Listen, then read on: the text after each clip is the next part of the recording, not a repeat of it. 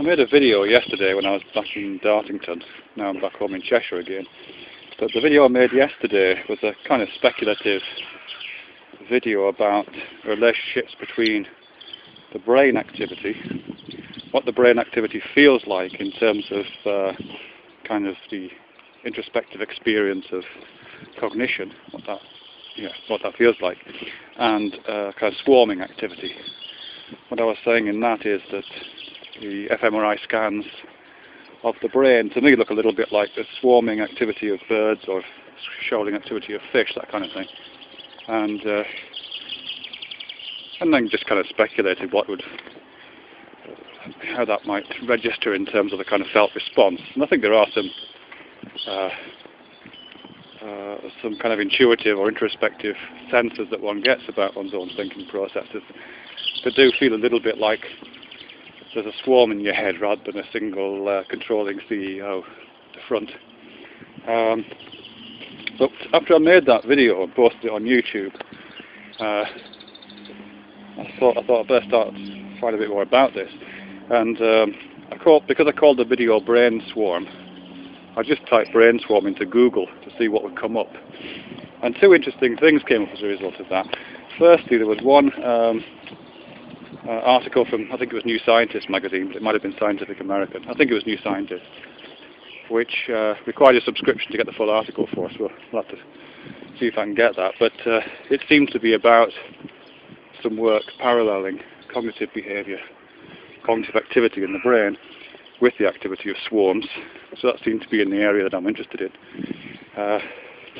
But that was just the one article on the first couple of pages of Google results. The rest of the articles were entirely down to a set of research practices that have been, and findings that have come out from looking at the behaviour of locusts, or grasshoppers, which I wasn't expecting, but it was quite interesting. What it was saying there is that grasshoppers, or locusts, have essentially two ways of being in the world. They have a solitary phase in which you've got your grasshopper and it's doing its thing on the grass and chirping and very harmless thing. And then under very particular circumstances, grasshoppers start to act collectively. They line up and start close to each other. They all start walking in the same direction. They manifest the same behaviour. And they stop acting as discrete individuals and start acting as a collective. They enter a kind of social phase, if you like. And it's completely different. And the whole kind of swarms of locusts thing, that's so destructive in sub-Saharan Africa and it's so destructive in other parts of the world and features as a biblical plague, is part of this activity of the coordinated, synchronised activity of grasshoppers switching into this social communal phase of behaviour. And I think, if I remember rightly, it was thought until relatively recently, because the behaviour is so different, and even the appearance changes when they go into this social phase, it was thought that these were two different species. But actually they're not. They're the same species, which just go to undergo some kind of transformation under certain circumstances. And what was quite interesting, and this is just kind of by the by really, is that the trigger for this activity, for this swarming behaviour, seems to be linked to serotonin, and in turn is linked to kind of proximity. So the idea is that if grasshoppers reach a certain density in a certain location, which they might do if the resources are being depleted, so they all have to kind of move in on one another to get to the retreating resources. When they reach a certain density, they start brushing up against each other quite a lot, and this brushing up against each other eventually releases serotonin, and the serotonin triggers this group response, or triggers this set of responses in each individual grasshopper, which collectively becomes a group response.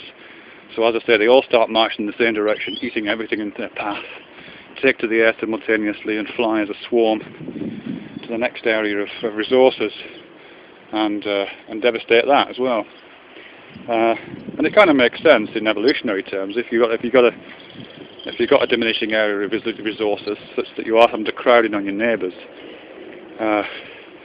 then it would kind of make sense from an adaptive point of view to have a strategy to collectively move out of that area of limited resources to find other areas, and that seems to be what's happening there. What struck me about that article, and the fact it came up in response to a request for the terms brain swarm, was the fact that it's serotonin that's the trigger. And serotonin, which has lots of different activities in the body, is associated in humans. It's a neurotransmitter in the human brain, as it is in, I guess, in other brains, associated with pleasure, associated with the relieving of depression, those kind of things. And I think also associated with social activity.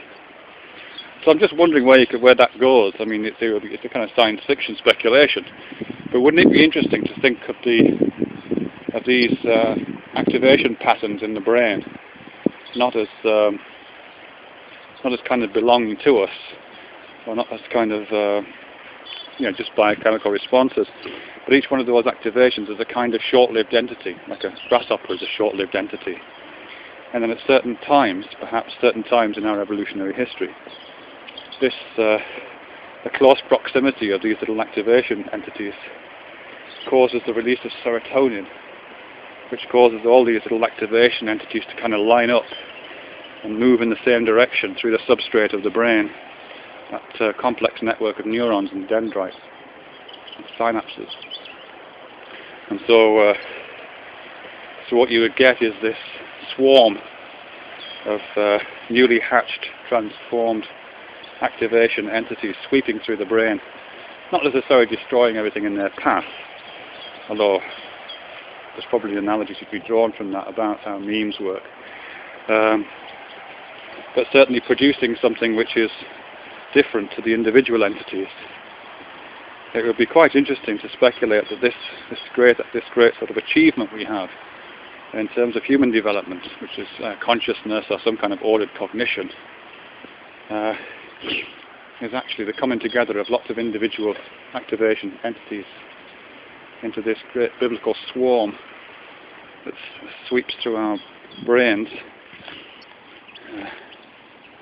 and that's what we feel.